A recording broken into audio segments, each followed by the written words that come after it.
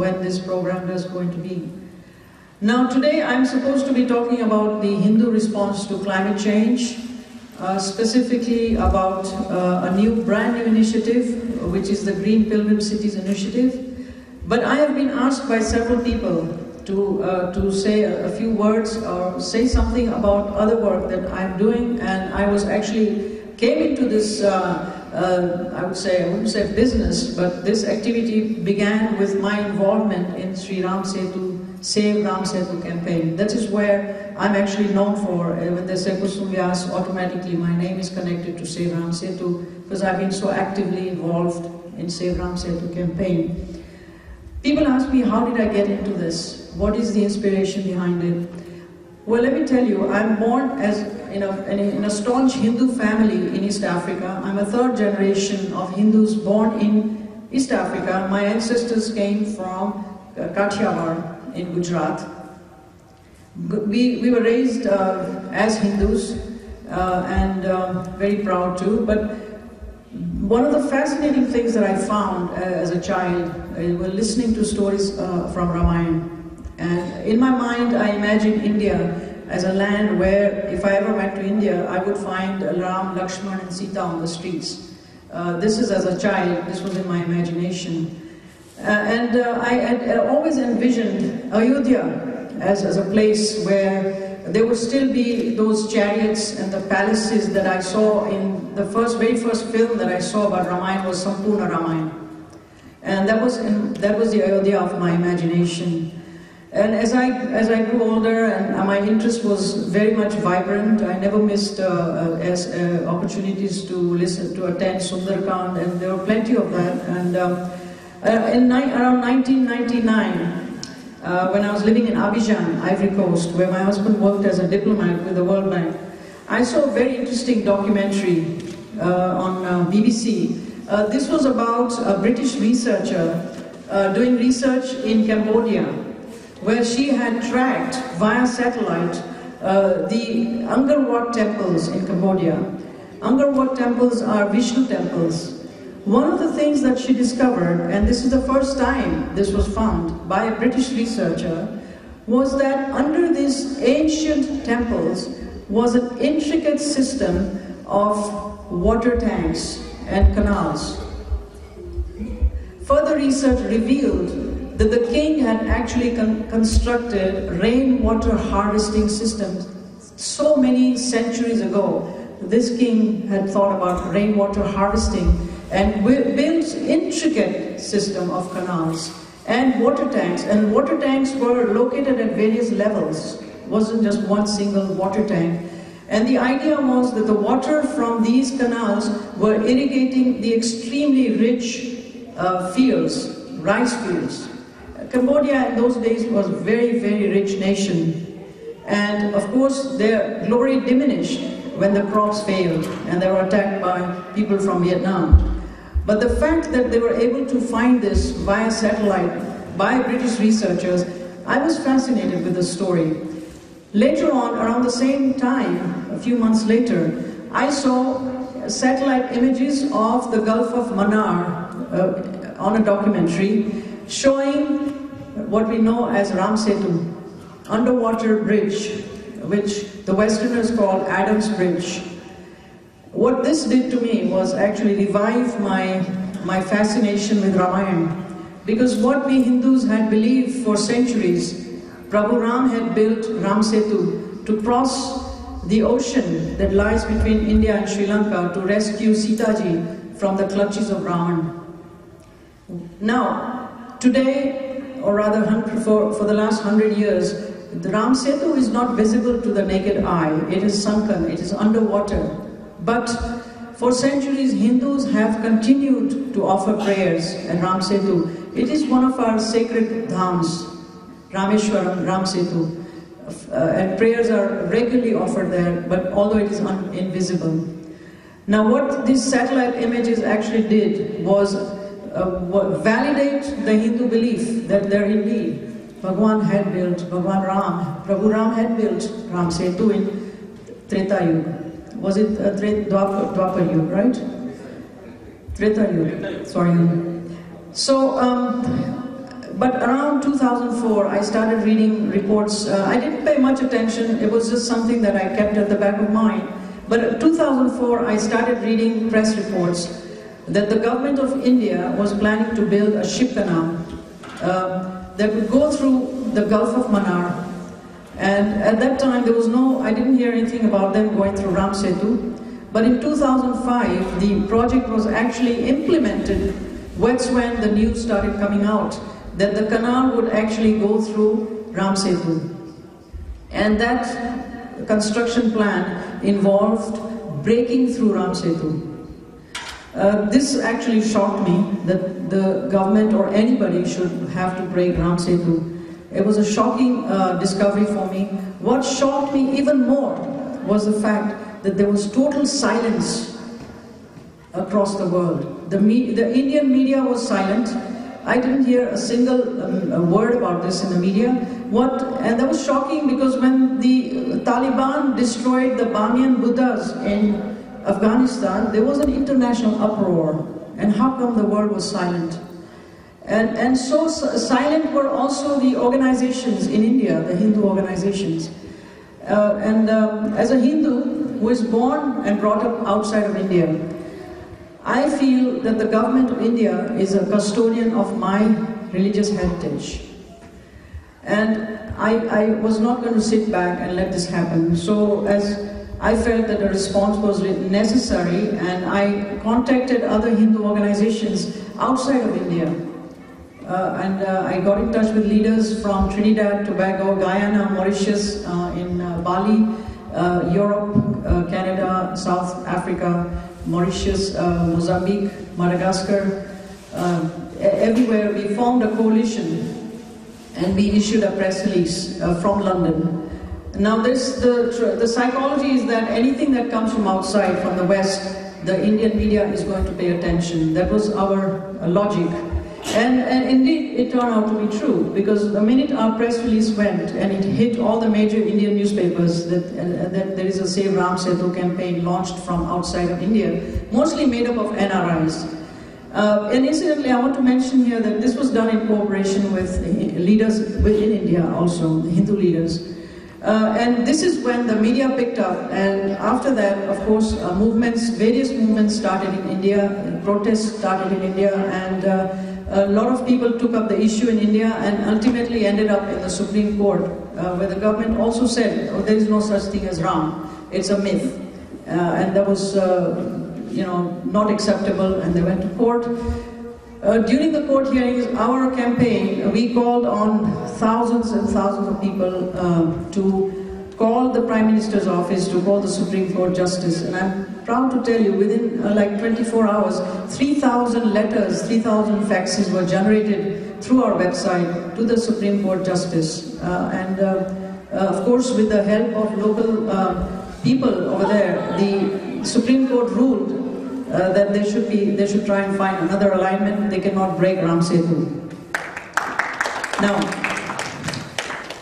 plans were actually to destroy Ram Sethu with dynamite, because it's not a conventional thing. It's made up of limestone, and it cannot be dredged by conventional means.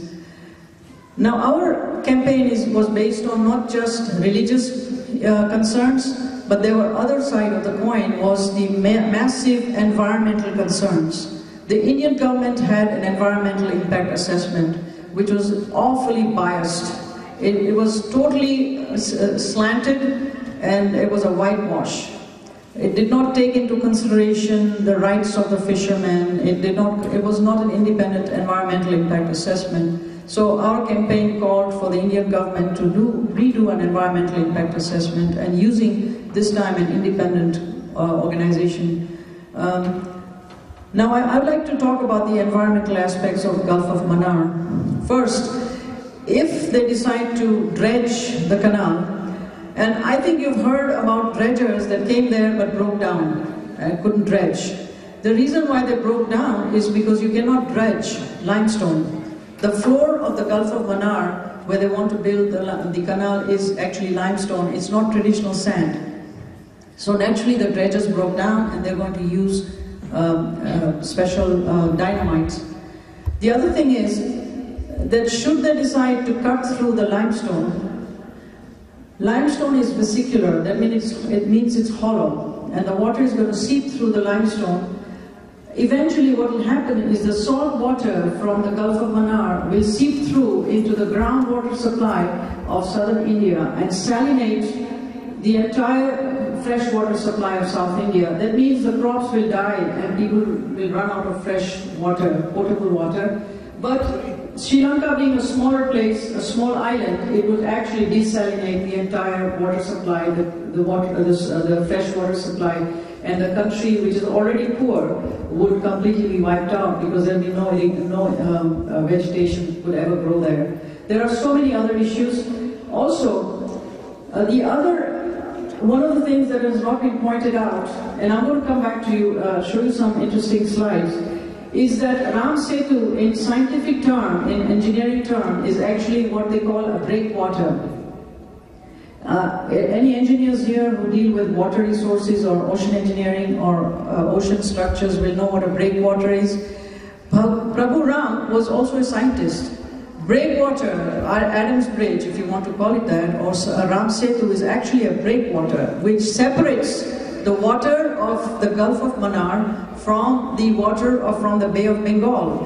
Now, Bay of Bengal water is actually prone to cyclones, and the water has tremendous sediments and sands. And the Gulf of Mannar, two rivers flow into it. They bring very, very, very rich residue, and that's what makes the Gulf of Mannar a pristine place that it is even till today. It is the last remaining hotspot of biodiversity on Earth. It has some of the rarest marine life on Earth. It has some of the most endangered species thriving in it, like the green turtle and the dugong. Dugong is also the sea cow.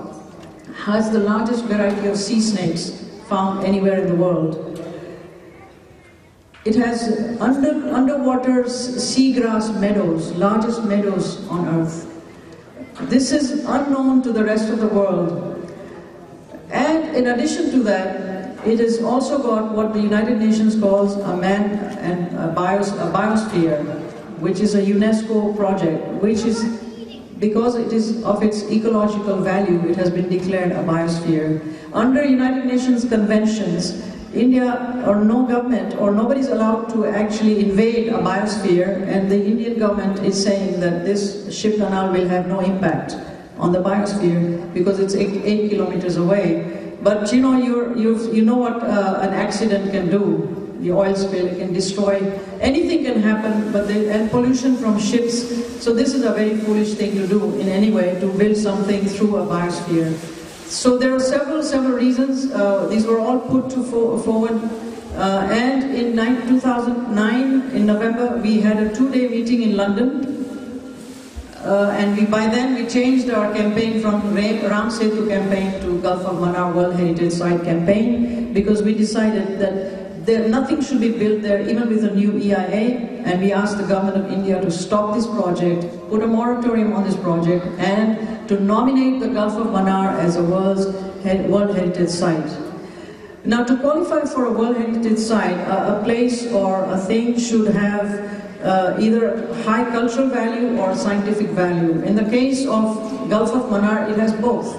Because of Ram Sethu, it is a culturally important place. And then, because of the ecology and the biodiversity of the Gulf of Mannar, it also qualifies as a scientific, because of its scientific importance. So there are very solid reasons why it should be nominated as a World Heritage Site. So this is an ongoing campaign right now. People ask me what's going on. At this time, when I went to Copenhagen in 2009, I met with Pachauri, Rajendra Pachauri, who has now been made the head of a committee that Prime Minister Manmohan Singh has appointed to look at another alignment which would not damage Ram Sethu. I met Pachauri in Copenhagen, and I pleaded with him to help us nominate the Gulf of Mannar as a World Heritage Site. I told Dr. Pachauri, Dr. Pachauri, your name will be written in gold. Help us do this. and don't destroy this. 2 months later, Dr. Pachauri announced that they have ordered a new environmental impact assessment, which what actually means is this project is now delayed for maybe 2 or 3 more years, which we see as a minor victory, that they're not going to go forward. So that's where we stand right now on Gulf of Mannar. I'd like to now come to another project that we are doing is conservation.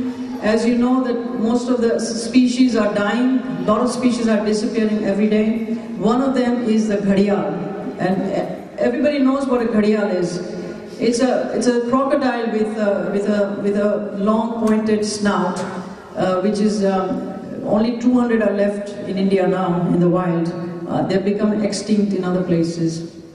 There were plenty of them in Ganga, Jamuna, in all the major rivers. They're gone. The only place where they're left now is in Madhya Pradesh, in Chambal River, and they're dying also. So under conservation, we are bringing them to various zoos in the world, and the 2 zoos that I'm talking to are, one of them is the Houston Zoo and London Zoo. London Zoo is very interested in having an entire section on endangered species from India, because they're already doing the vulture. Indian vulture is disappearing very fast.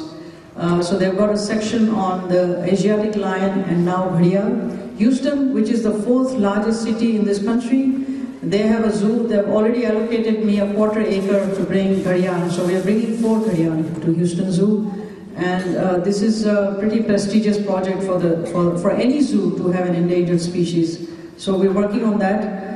The other thing, and this is a theme of our meeting today, is as a result of our work with Gulf of Mannar and our various presentations in front of the United Nations and world bodies, we were invited to represent a Hindu perspective on climate change. This happened in December of 2009 at Windsor Castle. We were invited by Prince Philip, who is Queen Elizabeth's husband. His organization is called Alliance of Religions and Conservation, which is also called ARC. Together with United Nations, they had this event. Now, the UN has recognized that 75% of the world's population follows some kind of religion. And now they feel that it is through the religious organizations that they will be able to reach the maximum number of people in the world and teach them about climate change and about environmental protection. So this is the reason, this is a faith-based initiative together in collaboration with secular organizations like the United Nations. So I was invited to present the Hindu perspective on climate change and spoke about, as all of you know, that we consider the environment to be, we consider Mother Earth to be sacred. Our rishis recognized thousands of years ago the importance of environment, how air and the sun and water, earth, these are so sacred and so essential for survival of life, not just human life, but any life on earth. Biodiversity is not new to the Hindu faith. Biodiversity means life. It means animal life, plant life, and human life. The entire web of life is sacred to us. So from that perspective, the environmental protection is not a new concept to us. It's not a new phenomenon. And I see that through this initiative that the United Nations is now encouraging, we have a golden opportunity as Hindus to showcase what our dharma is all about. Now, one of the key things that emerged out of this meeting was a new initiative called the International Network of Pilgrim Cities. The idea here is to form an international network of pilgrim cities from every major faith and encourage these cities to green these cities and also to encourage green ideas through pilgrimage. As a Hindu, I was asked to represent Hindu pilgrim cities, And I want to say here that for some years I've been helping the Braj group with their greening projects. You know, they're planting trees, and they're obviously they're fighting the mining of the sacred places. So this is very close to my heart anyway. I came back from the meeting and decided that I would have to start looking for cities to be nominated. And I'm very proud to tell you that when I got in touch with the Chief Minister of Gujarat, I felt like, okay, I feel like I'd like to start the project in Gujarat. And I contacted Narendra Bhai and asked him if I could nominate Dwarka as the first city. And I had a very positive response from Mr. Modi. And he said not just Dwarka, he gave names of 5 additional cities from Gujarat. And we felt that it would be better to start with one pilot city, which should be Dwarka, and then follow up later with other cities. And in that case, he said, okay, do Dwarka and Somnath. So Dwarka and Somnath have been nominated. And I think this is a beginning. They will be greened, cleaned. We'll have sanitation. We are covering all major aspects of greening. Renewable energy, revival of ancient traditional arts and crafts, including music. So every possible aspect, sanitation, water, renewable energy, anything that's involved with reducing the carbon footprint will be implemented. The idea is, again, like Gayatri Parivar is promoting, is pilgrimage with a noble purpose. So pilgrims who come to Dwarka, and I understand that 5 million pilgrims, estimated 5 million pilgrims come to Dwarka every year. So can you imagine the potential there is to spread the message of environmental protection through these pilgrimages? The other cities that have been nominated are, in addition to Dwarka, Somnath, Ambaji, Chotila, and Mount Girnar, are cities in Braj. We are talking to Tirupati, Balaji, cities in Orissa, Jagannath. In the north, we are looking at Prayag, and our focus is the Mahakumbh, which is going to take place in 2013. And we hope that all of us will be part of that initiative when it happens. We want to make that Kumbh a green Kumbh. Last Kumbh Mela, Mahakumbh, where 80 million people came. It was tracked by satellites. It's a proud thing that this is the only time in world history, in the history of humankind, that so many people gathered at one place at one time. So 80 million, and we're looking forward to making the next Kumbh. So the opportunities are tremendous, the potential is tremendous to make a good impact. I'm here to create awareness and talk to as many people as possible. And I want to tell you, this is the first time that we're actually announcing. This is like launching the project, and I could not have found a better place than Gayatri Parivar. And I'm very fortunate to be doing it today. I would like to mention here that if you are interested in joining, we are looking for people to join and help our organization and bring ideas, especially appealing to our youth to see how they would like to join and how they could be part of this initiative.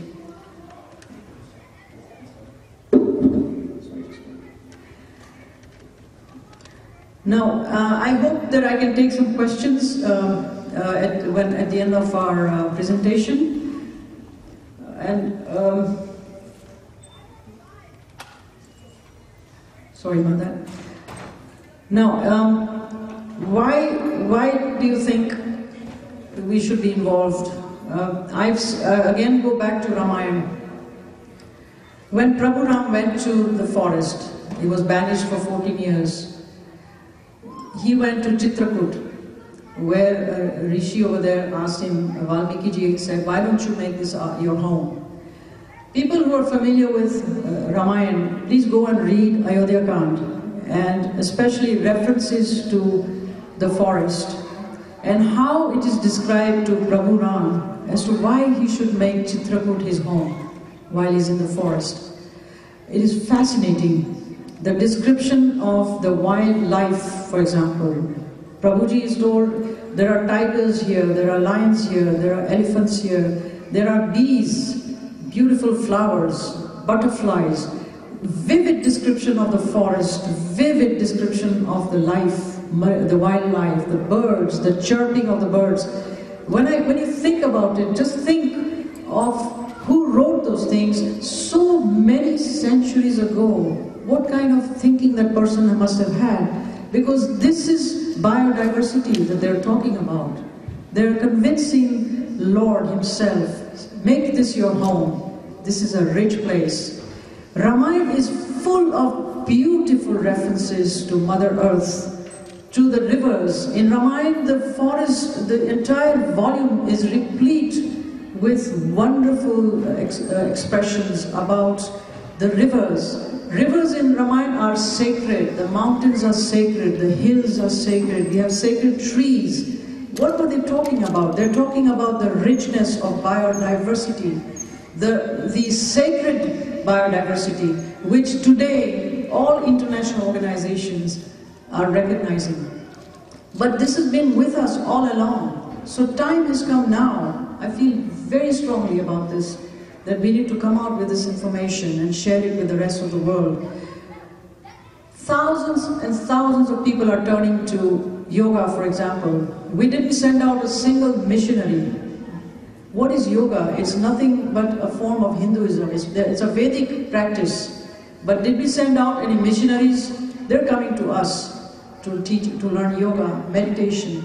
Now, let them come to us to learn about environment protection, because we have a duty now, not just to the rest of the world, but to our own progeny, to bring this out to our children, to talk about this and show them the importance and instill some pride in them.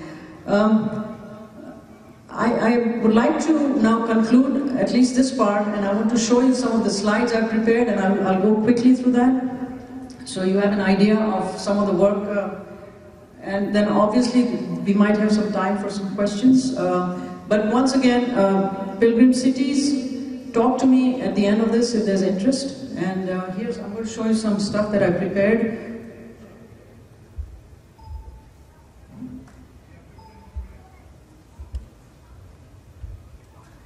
This is our campaign for the Gulf of Mannar. That's our banner for that. Now, for people who don't know where Gulf of Mannar is, this is a satellite image showing the formation of the rocks underwater. And British researchers have written, British historical records say that until 1492, this was actually a causeway where people could actually walk from the southernmost tip of India into Mannar. But due to cyclones and floods and several storms, a lot of these portions were washed away and they sunk. So it's now it is submerged. But until 1492, it actually was a walkway. This is an inset showing the location of the Gulf of Mannar biosphere on the map. Again, this is another image, satellite image. Some more images. This is from the plane. This was an aerial photograph of the Gulf. This is from the ISRO Indian satellite in 2003. Again, you can see the formation here of the Gulf of Mannar. Can everybody see this, please? Yeah. This was actually the alignment of the canal that the government had proposed, how it was going to go from here and break through this way. This is the original alignment that was proposed, which they have now abandoned, and they're looking at other routes. This is an anonymous painting. I got this, somebody sent this to me. It's made in 1800, and it shows, this is from the Philadelphia Art Museum, and it actually is a painting showing the construction of Ram Sethu. It's an old painting. Here's another one from Tulsi Ramayana. This is made by Ravi Verma. A friend of mine actually went to the museum and she saw this art exhibition in London. And this is from the collection of the Jodhpur royal family. And she was kind enough, she actually sent me the whole book showing this painting. I thought it was very interesting. That's in the 18th century somebody had made this painting. This is what the Gulf of Mannar looks like. I want to mention here that during my research with the Gulf of Mannar and all this work that I do, it's very difficult to find authentic information about our scriptures or our sites. Most of the stuff is missing, and whatever there is actually, I said, it's done by our enemies. We don't have enough people, or rather Hindus, doing archaeology or anthropology and writing books about our scriptures. So we are relying on, so this photograph was actually, I got special permission to use this. There was a journalist who was traveling there and he took this picture. This is what the Gulf of Mannar looks like, and see how pristine it is even today. Although there is pollution from nearby industries, there is no major fishing trawlers or anything. These are small fishermen. There are thousands of such fishermen, and this is their livelihood. If there's a canal construction, if a canal does happen, these guys will be losing all their livelihood. Some more, another picture of the Gulf. Now you can see that when the tide is low, you can see a lot of formations. It is extremely rich. It has very rich coral formations. Now, I'm talking about here the green turtle. We're going to talk about the animal species. This is an endangered turtle. Dugong is also known as a sea cow and is highly endangered. And reproduction rate of dugong is very, very slow. It takes like 8 years for one dugong to reproduce, and they're being destroyed at a rapid rate. Not many people know, but the Gulf of Mannar has a very large population of whales. The whales come there to mate and also to calve. So huge populations over there. Dolphins. The birds, when they're migrating from colder climates to warmer, like the white-bellied sea eagle, this is an endangered species. Now, India is party to CMS, which is Convention on Migratory Species, and these birds belong to that. By constructing the ship canal, India would be in violation of that convention. Another endangered bird is a plover. Okay, we'll show you some collection of marine turtles, and these don't exist anywhere in the world in these varieties and numbers, except the Gulf of Mannar. This is a baby coming out, ready to hatch. Olive bridley is one of them, hawksbill. These are the turtle babies. Loggerhead, this is another one. Leatherback.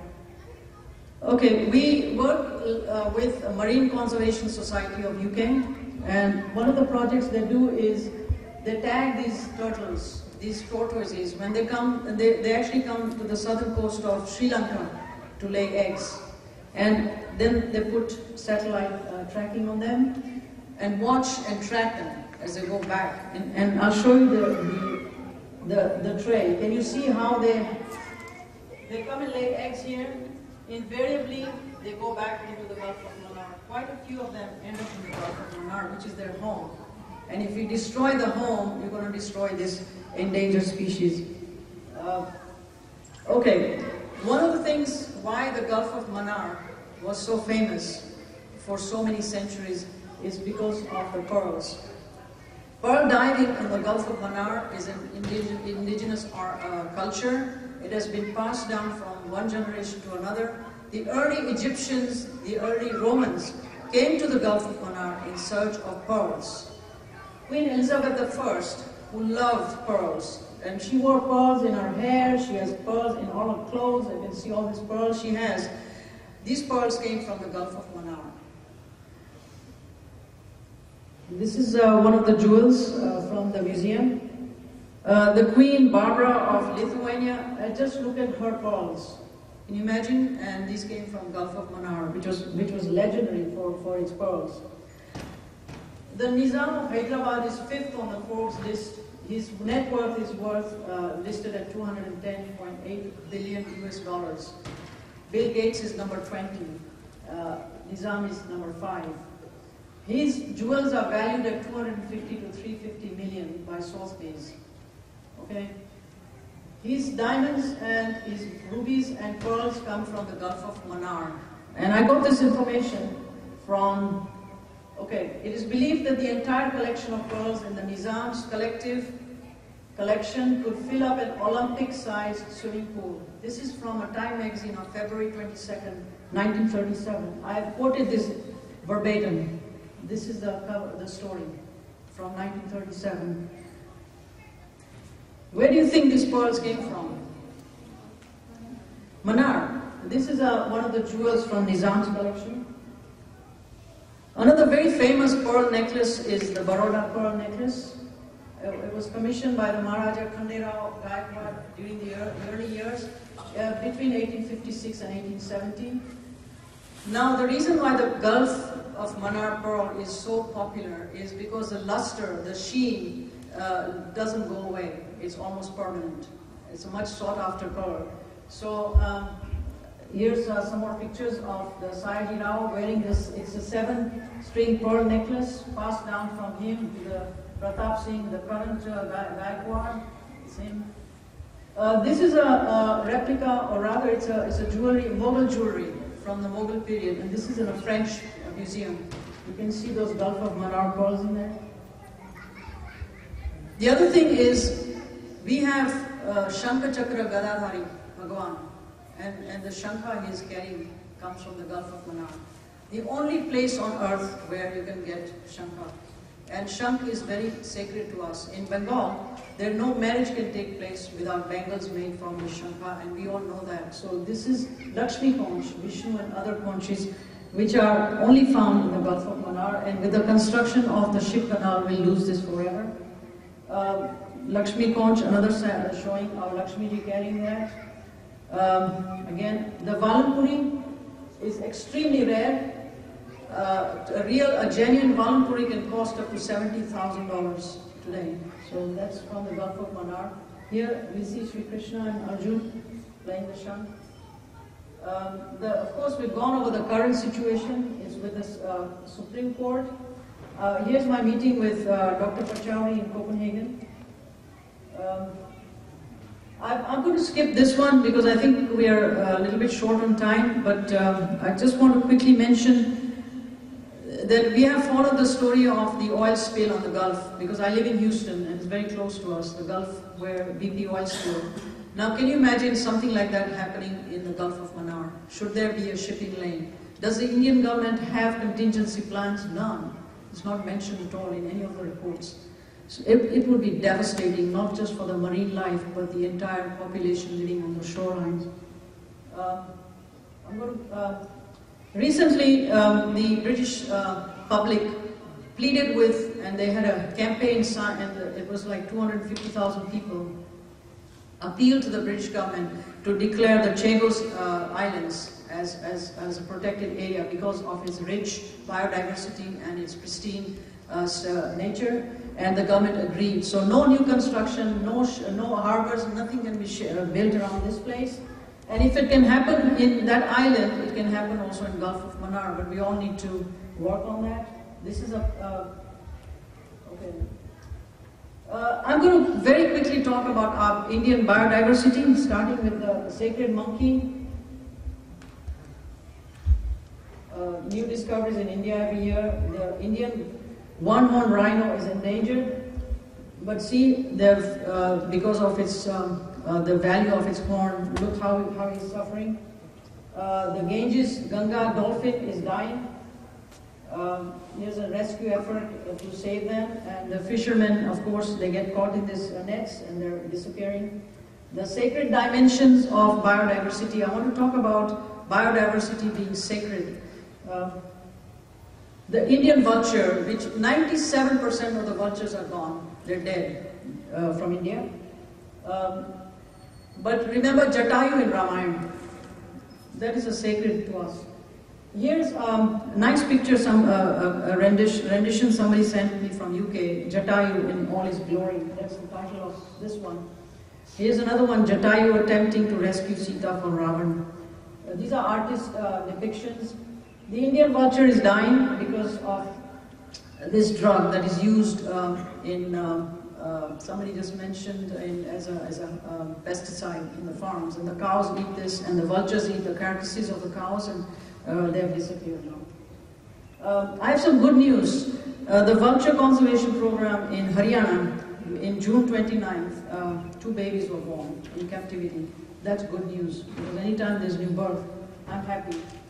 The Asiatic lion is endangered, but lion is Ma Bharati's Vahan. We know that. So is lion the Vahan of Ma Ganga, Amba. Again, this is another picture showing. I mentioned the Gharial. Now, Gharial has also sacred aspects. Some of the places where Gharial is found. Why the Gharial died? Because they were using the skin for making handbags. They were killed by hunters. They died because of pollution. Here's a good project for our organization to clean this shoreline. Okay, look at the pollution over there. These are some of the bodies. One of the causes is sand. They are mining sand on the banks, and that is destroying their places of breeding. Of course, there are several causes. Ram Whitaker is in Chennai, and he breeds Gharial in captivity. So the 4 Gharial we're going to get are from the crocodile farm in Chennai. According to UN regulations and also US fisheries and wildlife regulations, you cannot bring an endangered species from its natural habitat. It has to come from a third place, like a breeding place that he's doing. Gharial is also a Vahan of Khodiyar from, and most of people know Khodiyar Mata. So I am no Vahan sacred. Here's an artist who made this especially for us, art drawing. Ma Ganga's Vahan is also Gharial. Of course, we are recently an artist, because this is the International Year of Biodiversity, so an artist, we commissioned this with an artist. And these actually are going to be displayed in a special museum for biodiversity in Nagoya, Japan, this October. This was made by an artist, and this is Sri Ramchandra, and this is the first time in history that we are going to see even a quotation from our scriptures as part of a UN exhibit. And here's Sri Ramchandra. Let us adore the Lord of Life who is present in fire, water, plants, and trees. This is from one of the Upanishads. So this was selected together with this one is on Shiva, and again there's some more quotation. Due to time, I will rush, and this is on Ma Ganga, and this is from Bhagavad Gita, where she says, I am the shark among fishes, and Ganga among the rivers. This is the title of this drawing. Again, I've discussed the Pilgrim Cities Network. This is actually what I was talking about, the satellite image showing the gathering at Mahakumbh. And this is like just fascinating. When other faiths were talking about, for example, they were saying that the next Hajj will be a green Hajj, 3 million people come to the Hajj. But when they heard about the Mahakumbh, the last one, where 80 million people came, and we are expecting similar numbers again in 2013. I mean, this was like, the UN is very keen to work with us, because here they have the potential to reach millions of people. So, again, we've chosen Dwarka. This is the Dwarkadish Mandir. What a beautiful shot, isn't it? Don't you all agree? Somnath is the next one. Okay, I think that brings me to the end. Do we have time for questions or 5 minutes, 10 minutes? 5 or 10 minutes. If anybody has any questions, I'll try and answer them.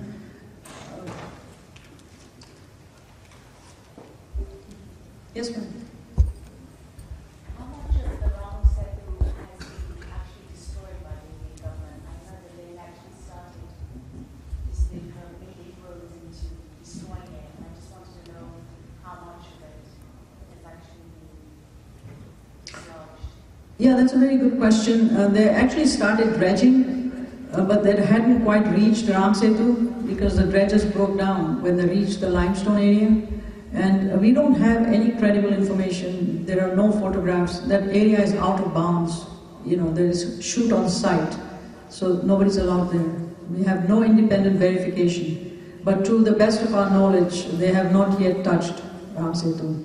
I've heard despite the court injunctions and stay orders that they were still secretly destroying it. Well, we know there's dredging going on, but they're saying it's because of the ports in the area, in the Bay of Bengal, that they have to dredge to keep the ports open. But we have no information, no independent information about dredging near the Ram Sethu. It's possibly near Ram Sethu, but we have not heard anything about it being destroyed. Yes, sir. Yeah, what is the funding? Who's funding this project, and what kind of funding is necessary for? Thank you for that question. Living Planet Foundation, which actually has been given the responsibility for identifying the pilgrim cities and actually coordinating the entire project. We are a non-profit organization. Our funding until this point has come from our own personal savings, the travel, all the related expenses for the organization. The project, when it does get implemented, will be actually conducted at the local level with the local governments. So they will take care of the actual implementation. Living Planet Foundation will not be implementing the project itself, but the steps leading to implementation and actually preparation of the final action plan, we will be the catalyst. Our organization, in collaboration with other international organizations, will make sure that there are considerations given to, for example, the Millennium Development Goals are addressed, sanitation, water issues, environmental conventions, biological conventions are issued. But Living Planet Foundation, our organization as such, we depend on private people to come and help us so we can take this forward, actually. So that's where we are. Yes, ma'am. Kusum, you had mentioned earlier that anyone who wants to join can do so. How do they do it? Through that website? Yeah, as I mentioned, thank you. It's a new initiative. We are in the process of putting this on our website, and you have to pardon us. We are working on getting it on our website. But what we are looking for are good people to join us and to help us create awareness and to take this forward. So if there's anybody who is interested in helping, you can come and see me now and take some brochures for me, or you can go to our website and send us an email. And our website is livingplanetfoundation.org. But please, by all means, do talk to your friends, family, and other contacts, and do find time to support this initiative. I would like to suggest one thing. Maybe you want to create a membership so that people feel part of it and not some kind of a membership, like $100 as a member to become a member of the foundation. So that way they can contribute it and feel part of it. And if you have a bigger pool of people, then you have the funding you would need. Thank you, Satyaji. That's a very good suggestion. Yes, we definitely will take that into consideration. And excellent idea. I think that's something we would like to consider. Some kind of membership. Yes, sir. Did your organization ever try to reach Porbandar shipbreaking industries? All these ships from around the world, they all these traders. I'm sorry, can you repeat? In the Porbandar shipbreaking industries in Porbandar, and all these space shows and all these Gharial materials are coming from around the world, and they are using that ocean. Okay, that's once we create awareness about environmental issues in the local communities, I'm sure the local communities will be encouraged and maybe there is not enough awareness because the change has to come from the locals. No, but this is not like a localness, it's like the national government would be involved in that to resolve that issue. Because all these ships coming from around the world, and that's the biggest shipbreaking industry in the world. Well, thank you very much for, that's a good, very good issue that you brought up, and certainly we will find ways of addressing that. somehow. I'm sure there are international bodies that might be able to help us on that. So if you would like to give me your name and your contact information, yes, certainly let's work on it. Yes? How is the response from Government of India, Department of Environmental Protection in this regard? Yeah, very good. It's a premature question. We are at the nomination process, coming from a third-party nomination. And as I said, I'll be going to India next month. And we have meetings with the government officials. I'm also attending the Convention on Biodiversity meeting COP10 in Nagoya, Japan, where I hope to meet the government officials. And we have a local partner in India called ICLE, which is coordinating with the government of India.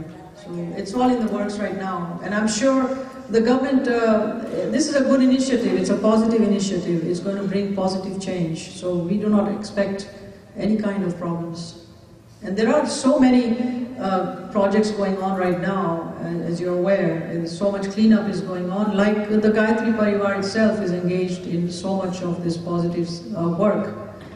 That I'm sure we will be okay and this will be well received. But as I mentioned, the local government in Gujarat, for example, the Chief Minister himself, is very much in favor of this. Yes? Mr. Pachori, showing the pictures of him just now. Mr. Pachori. Yeah. He himself been not directly accused, but at least insinuated of working on the behalf of some vested interest. What do you have to say to that, or is just the nature of the work and all these things? I think he was, if I remember correctly, he was also given the Nobel, yes. Yeah, and like I said, the insinuations were that he was accepting, bribes or gratifications from different groups. And I mean, I don't know really this is the part of the work that comes with it, or just what do you have to say to that? Well, the only thing I'll tell you is that I met him, and he's still the head of IPCC, and he's also been appointed by Prime Minister of India to lead the committee. So that's how I met him in that capacity, and he still retains that position. So that's the only way we can deal with him. Now, how trustworthy those people would be because they've been found? I think that's not for me to even comment on that at this point, because as I mentioned, only capacity in which I deal with him is because he is head of IPCC, and also in this particular case, he still is the chairman of the committee. There are some news that those who are going to be affected by what he's saying, they were not saying anything. Those who really want to believe in something, they naturally invest in something. So it is a catch-22. So they believe in it, so they invest in it. So you cannot say you invested in it, that's why you're making us believe in it. So it's a circular argument, and this is not the right place to discuss that. No, I was just trying to give you that. I think this is the end, or rather the beginning of a wonderful relationship that I look forward to having with all of you. Thank you very much for your time. Thank you, Bikubai. Thanks a lot. Namaste to all of you. Thank you. And thank you very much to my hosts, Karunaji, and all the people, wonderful people who have helped. Too many to mention by name. Mohini ji and Bob is here, and Satya ji, thank you very much. Thank you very much. Thank you, Vanlata Ben, and again, thanks to each and every one, President Natubai and your entire committee for making this possible. And as I said, I look forward to many more visits in the future. Thank you, and namaskar. So, in behalf of Gayatri Parivar, we really appreciate Dr. Kusum Vyas taking her valuable time and coming here and enlightening us with the current issues. Gurudev, for your information, the founder of Gayatri Parivar, Pandit Sri Ram Sharma Acharya, he has written 3,000 books, and some of them are on the same topic that you are discussing. And in behalf of Gayatri Parivar, we would like to give you 2 books. One of them is Tirtha 7, Kyon aur Kaise. This is one of the Mangnu. And the other one was also in the same line where United Nations is now waking up, and he had said that over 50 years ago, and compilation of that book, Dharmachakra, Pravartan, Evam Lok Manasa Shikshan. He has always used that using the religious beliefs you can motivate the society to make changes, and this is from Austria. Now, if anybody wants to spend time with her, she probably can stay in the back, but we are going to start the Gayatri Parivar regular program. And also please stay here. We'll have Aarti at around 6:30 and then followed by a dinner.